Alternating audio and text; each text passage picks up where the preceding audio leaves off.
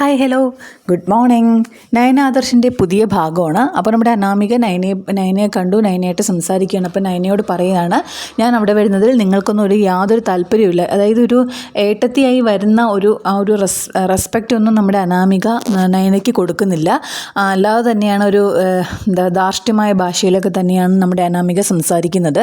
അപ്പോൾ ചോദിക്കുന്നുണ്ട്, നിങ്ങളെല്ലാവരും വളഞ്ഞ വഴി കൂടെയല്ലേ വന്നത്, ഞാൻ പക്ഷേ അങ്ങനെയല്ലല്ലോ, അതുകൊണ്ട് നിങ്ങൾക്ക് ഞാനവിടെ വരുന്നതിൽ താല്പര്യമില്ല, നിങ്ങളുടെ അനിയത്തെ കൊണ്ടുവരുന്നതിലായിരിക്കും താല്പര്യം എന്നൊക്കെ നമ്മുടെ അനാമിക പറയുമ്പോൾ നമ്മുടെ നയന ഉറപ്പ് കൊടുക്കുന്നുണ്ട്. അനിയും അനാമികയും തമ്മിൽ അങ്ങനെ ഒരു റിലേഷനൊന്നുമില്ല, നീ കരുതുന്നത് പോലെ അവർ നല്ലൊരു ബെസ്റ്റ് ഫ്രണ്ട്സാണ്. അപ്പം അവന് കല്യാണം ഒരല്പം നീട്ടിവെക്കുന്നതിന് വേണ്ടി മാത്രമാണ് അവനെ നന്ദുവിനെ കാണുന്നത്, നന്ദുവിൻ്റെ അടുത്ത് അവൻ്റെ സങ്കടങ്ങളൊക്കെ പറയുന്നത് എന്നൊക്കെ പറയുമ്പോൾ അവർക്കത് വലിയ വിശ്വാസക്കേടൊക്കെ വരുന്നുണ്ട്. എന്നിട്ട് നയന പറയുകയാണ്, ഞാൻ ഈ പറഞ്ഞതിൽ അതായത് എന്തെങ്കിലും മാറ്റങ്ങളുണ്ടെങ്കിൽ നിനക്ക് എന്ത് വേണമെങ്കിലും എന്നെ ചെയ്യാം, വേണമെങ്കിൽ കൊല്ലുകയും ചെയ്യാം എന്നൊക്കെ പറഞ്ഞിട്ട് നയന അവിടെ നിന്ന് പോവുകയാണ്. ഇതേ സമയം അനന്തപുരിയിൽ നയനെ കാണുന്നില്ലല്ലോ എന്നുള്ള വിഷമം നമ്മുടെ ആദർശിന് വരുന്നുണ്ട്. അപ്പോൾ ആദർശ് ഇങ്ങനെ അയ്യോ കാണുന്നില്ല, ഇത് എവിടെ പോയി, ഒരു വിവരമില്ലല്ലോ, വീട്ടിൽ വിളിച്ചിട്ടും കിട്ടുന്നില്ലല്ലോ എന്നൊക്കെ പറയുന്നുണ്ട്. അന്നേരം നമ്മുടെ ദേവയാനി അല്ല മുത്തശ്ശൻ്റെ അടുത്തേക്ക് നമ്മുടെ ആദർശം നിൽക്കുമ്പോൾ മുത്തശ്ശൻ അവിടേക്ക് വരുന്നുണ്ട്. അപ്പോൾ മുത്തശ്ശൻ ചോദിക്കുന്നുണ്ട്, നിനക്കിത് എന്താ പറ്റിയത്, നീ എന്താ നയനയായിട്ട് വഴക്കിട്ടോ എന്നൊക്കെ ചോദിക്കുമ്പോൾ, ഇല്ല മുത്തശ്ശൻ, അവൾ എവിടെ പോയതെന്ന് എനിക്ക് അറിയത്തില്ല എന്നൊക്കെ പറഞ്ഞ് അവളെ വീട്ടിൽ നിന്ന് വിളിച്ചുകൊണ്ട് വന്നതിന് ശേഷം അവൾക്ക് ഭയങ്കര അഹങ്കാരമാണ്, ഞാൻ മുത്തശ്ശൻ കരുതിയൊക്കെ കൊണ്ടുവന്നതെന്നൊക്കെ നമ്മുടെ ആദർശം ചെറിയൊരു മനസ്സിൽ ഉള്ളിൽ സ്നേഹമാണ്, പക്ഷേ അത് പുറമേ കാണിക്കാതെയൊക്കെ സംസാരിക്കുമ്പോൾ മുത്തശ്ശൻ പറയുന്നുണ്ട്, ആരാ പറഞ്ഞത് നീ നല്ല പെർഫെക്റ്റ് ആണെന്ന്, നീ പെർഫെക്റ്റ് ഒന്നുമല്ല, നല്ലൊരു ഭർത്താവാകാൻ ആദ്യം ശ്രമിച്ചു നോക്ക് എന്നൊക്കെ പറഞ്ഞ് മുത്തശ്ശി വീണ്ടും നമ്മുടെ ആദർശിനെ കുറ്റപ്പെടുത്തുന്നുണ്ട്. എന്നിട്ട് പറയുന്നുണ്ട്, നിൻ്റെ മുത്തശ്ശി പറയുന്നുണ്ട്, ഞാനൊരു നല്ല ഭർത്താവ് അല്ലെങ്കിൽ ഒരു ഭർത്താവായാലും അച്ഛനായാലും മുത്തശ്ശനായാലും ഒക്കെ എൻ്റെ റോള് നല്ല രീതിയിലാണ് ഞാൻ ചെയ്തിട്ടുള്ളതെന്ന് നിൻ്റെ മുത്തശ്ശി എപ്പോഴും പറയുന്നു, നീ എന്നെ അനുകരിക്കുന്ന വ്യക്തിയാണല്ലോ, പിന്നെ എന്താ നിനക്ക് പറ്റിയോ എന്നൊക്കെ നമ്മുടെ മുത്തശ്ശൻ പറഞ്ഞിട്ട് പോകുമ്പോൾ ആദർശിന് നയനയോട് ഒത്തിരി സ്നേഹമാണ്. അപ്പോൾ പറയുന്നുണ്ട്, അവളൊന്ന് വന്നാൽ മതിയായിരുന്നു, ഇത് എവിടെയായിരുന്നു എന്ന് അറിയത്തില്ലല്ലോ എന്ന്. ഇത് കഴിഞ്ഞിട്ട് നമ്മുടെ നന്ദു നമ്മുടെ നയനയെ കണ്ടിട്ടുണ്ട്. അതിനുശേഷം നമ്മുടെ ആനി കുറച്ച് ഫ്രണ്ട്സുമായിട്ട് സംസാരിക്കുമ്പോൾ ഫ്രണ്ട്സ് പറയുന്നുണ്ട്, നിൻ്റെ ഭാഗത്തുള്ള തെറ്റാണ്, നീ എന്തുകൊണ്ട് നയനയോട് നന്ദുവിനോട് ആദ്യമേ സംസാരിച്ചില്ല, നന്ദുവിന് നിന്നെ ഇഷ്ടമാണ്, നന്ദുവും നീയും തമ്മിൽ നല്ല ഇതാണ്, ഞങ്ങൾ അങ്ങനെയാണ് വിചാരിച്ചത് എന്നൊക്കെ പറഞ്ഞുകൊണ്ട് അന്നിയുടെ ഫ്രണ്ട്സ് കുറച്ച് പറയുന്നുണ്ട്. അപ്പോൾ അനി പറയുന്നുണ്ട്, സ്നേഹിച്ച പെണ്ണിനെ കെട്ടിയില്ലെങ്കിൽ പിന്നെ എന്ത് ജീവിതമാണ്, എന്തായാലും ഞാൻ വിളിച്ചാലുള്ള ഫോൺ എടുക്കത്തില്ല, അപ്പോൾ അവളെ കാണുന്നതിന് ഞാൻ അവളുടെ വീട്ടിലേക്ക് പോകും എന്നൊക്കെ നമ്മുടെ ആനി പറഞ്ഞിട്ട് ആനി ഇങ്ങനെ ബൈക്കിൽ വരുമ്പോൾ ആലോചിക്കുകയാണ്, എന്തായാലും നന്ദുവിന് സമ്മതമാണെങ്കിൽ മറ്റാരുടെയും കാര്യം ഞാൻ നോക്കുന്നില്ല, അവളെ കൊണ്ടുപോയി രജിസ്റ്റർ മാരേജ് ചെയ്യാൻ പോവുകയാണെന്നൊക്കെ പറഞ്ഞിരിക്കുമ്പോഴാണ് നന്ദുവിനെ നമ്മുടെ അനി കാണുന്നുണ്ട്. അങ്ങനെ അവർ സംസാരിക്കുമ്പോൾ നന്ദു ഓർക്കുന്നുണ്ട്, നമ്മുടെ നയനയ്ക്ക് വാക്ക് കൊടുത്തത്, നയന പറഞ്ഞുണ്ട്, മോളെ ഇതൊന്നും നമുക്ക് പറ്റില്ല, അതുകൊണ്ട് മോള് മനസ്സിൽ നിന്ന് അനിയെ കളഞ്ഞയക്കണമെന്നൊക്കെ പറഞ്ഞതൊക്കെ ഓർമ്മ വരുന്നുണ്ട്. അപ്പോൾ അനി ഇങ്ങനെ എല്ലാം നന്ദുവിനോട് തുറന്നിങ്ങനെ സംസാരിക്കുകയാണ്. അപ്പോൾ നന്ദു പറയുന്നുണ്ട്, എല്ലാം കേട്ടിട്ട് പറയുന്നുണ്ട്, എൻ്റെ ഫ്രണ്ട്സിന് എങ്ങനെ അറിയാം എനിക്ക് നിന്നെ ഇഷ്ടമാണെന്ന്, ഞാൻ അവരോടൊന്നും പറഞ്ഞിട്ടില്ലല്ലോ, ഞാൻ നിന്നെ നല്ലൊരു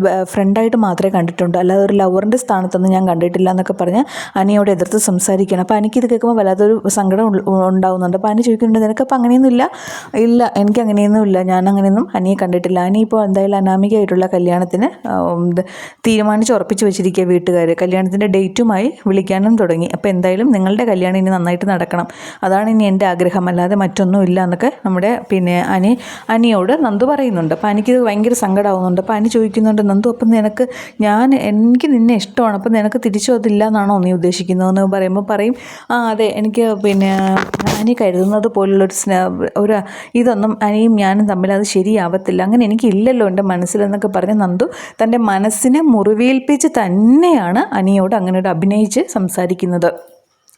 അപ്പോൾ അനി ഇത് കേട്ടിട്ട് അനി തിരിച്ച് അവർ തമ്മിൽ പിരിയുന്നുണ്ട്. എന്നിട്ട് അത് കഴിഞ്ഞിട്ട് നമ്മുടെ നന്ദു വീട്ടിലേക്ക് ചെല്ലുമ്പോൾ ഗോവിന്ദൻ ചോദിക്കുന്നുണ്ട്, നന്ദു വളരെ ഡെസ്പായിട്ട് സങ്കടത്തോടെ കയറി വരുന്നുണ്ട്. അപ്പോൾ ഗോവിന്ദൻ പറയുന്നുണ്ട്, എന്തിനാ മോളെ നിന്നെ നയനെ കാണണമെന്ന് പറഞ്ഞത്, അനിയുടെ കാര്യം സംസാരിക്കാനാണോ, എന്താ പറഞ്ഞത് അവളെ, എന്തൊക്കെയാണ് നിങ്ങൾ സംസാരിച്ചതെന്നൊക്കെ ഗോവിന്ദൻ ഇങ്ങനെ ചോദിക്കുമ്പോൾ നമ്മുടെ നന്ദു പറയുന്നുണ്ട്, അച്ഛാ എനിക്കൊന്നും പറയാനില്ല, എല്ലാം നയനേശി വിളിച്ച് ചോദിച്ചാൽ മതി, ചേച്ചി പറഞ്ഞോളും, മറ്റൊന്നുമില്ല അച്ഛാ, എനിക്ക് പറയാൻ കഴിയുന്നില്ല എന്ന് പറഞ്ഞ് നമ്മുടെ നന്ദു സങ്കടത്തോടെ റൂമിലേക്ക് ചെന്ന് ബെഡിലേക്ക് കിടന്ന് നന്നായിട്ട് കരയുകയാണ്. ഇതിനിടയിൽ നമ്മുടെ ആദർശ് നയനെ കാണാതെ ഇങ്ങനെ സങ്കടപ്പെട്ട് വീണ്ടും നിൽക്കുമ്പോൾ ആദർശ് ചെന്ന് നേരെ നമ്മുടെ ഗണപതി ഭഗവാന്റെ അടുത്ത് പൂജാമുറിയിലേക്ക് കയറുകയാണ്. എന്നിട്ട് പറയുകയാണ്, വിഘ്നേശ്വര എങ്ങനെയെങ്കിലും അവളൊന്ന് വന്നാൽ മതിയായിരുന്നു, ഇവിടെ ഇപ്പോൾ ഞങ്ങൾ ആരാധിക്കുന്ന ഈ വിഘ്നേശ്വരനെ മോടി പിടിപ്പിച്ച് തന്നത് അവളാണ്, അങ്ങനെയാണ് ഞാൻ അവളെ ആകുന്നത്, അപ്പോൾ അതുകൊണ്ട് എന്തായാലും ഞാൻ എന്തെങ്കിലും അപവാദങ്ങൾ ഇങ്ങനെ ചെയ്തിട്ടുണ്ടെങ്കിൽ ക്ഷമിക്കേണ്ടെന്നൊക്കെ പറഞ്ഞ് ഇടുന്നുണ്ട്. അപ്പോൾ അന്നേരം ദേവയാനി കാണുന്നുണ്ട്. അപ്പോൾ ദേവയാനി വന്ന് അവൻ ഇങ്ങനെ പ്രാർത്ഥന കഴിഞ്ഞ് ഇറങ്ങുമ്പോൾ ചോദിക്കും, എന്താ മോനെ ഈ ഒരു ഒരു അസമയത്ത് വന്ന് നീ ഈ ഭഗവാനോട് പ്രാർത്ഥിക്കുന്നത്? എന്നാൽ നീ എന്തെങ്കിലും തെറ്റ് ചെയ്തോ? ഞാൻ തെറ്റ് ചെയ്തല്ലോ. അപ്പോൾ അവരെന്ത് തെറ്റാണ് ചെയ്തത്? അത് ഞാൻ അമ്മയെ സങ്കടപ്പെടുത്തിയില്ലേ? കാര്യം അവളെ ഞാൻ വിളിച്ചിട്ട് വന്നു അമ്മയോട് ചോദിക്കാതെ. നീ എന്തിനാ വിളിച്ചിട്ട് വന്നു? അത് തെറ്റ് തന്നെയാണ് എന്ന് പറയും. എന്നാൽ അപ്പോൾ അവൾ പോയിട്ടുണ്ട്, അവളെ വീട്ടിൽ ചെന്നില്ലെന്ന് അവൾ അച്ഛൻ പറയുന്നത്. പക്ഷേ അവൾ വീട്ടിലായിരിക്കും, ഞാൻ വിളിച്ചുകൊണ്ട് വന്നതിൻ്റെ അഹങ്കാരമായിരിക്കും. അപ്പോൾ അവൾ എന്തായാലും പോയിട്ടുണ്ട്. അപ്പോൾ അതുകൊണ്ട് അമ്മ ഒരു കാര്യം ചെയ്യണം, ഇനി ഞാൻ അവളെ വിളിക്കാനൊന്നും പോകുന്നില്ല എന്നൊക്കെ പറയുമ്പോൾ നമ്മുടെ ദേവ എനിക്ക് പെട്ടെന്ന് അയ്യോ ദൈവമേ, ഇവൻ വിളിച്ചില്ലെങ്കിൽ ഈ വീട്ടിലെ പണി മുഴുവൻ എൻ്റെ തലയിലാകുമല്ലോ, ഇവനിത് എന്താ പറയുന്നത്, ഇനിയിപ്പോൾ അവനോട് പറയാനും പറ്റില്ല എന്നൊക്കെ പറഞ്ഞ് എന്നാൽ ആ സെർവൻറ്റിനെ തന്നെ വിളിക്കാം, അല്ലെങ്കിൽ മീനാക്ഷിയെ കൂടി സെർവൻ്റായ മീനാക്ഷിയെ കൂടി ഉൾപ്പെടുത്താമെന്നൊക്കെ പറയുമ്പോൾ അയ്യോ അതൊന്നും വേണ്ട, അതൊന്നും മുത്തശ്ശിന് ഇഷ്ടമാവില്ല, മുത്തശ്ശി അല്ലെങ്കിൽ കയറി ചെയ്യേണ്ടി വരും എന്നൊക്കെ ആദർശ് പറയുന്നുണ്ട്. അപ്പം നമ്മുടെ ദേവ എനിക്ക് ചെറിയൊരു പേടി പോലെ വരുന്നുണ്ട്.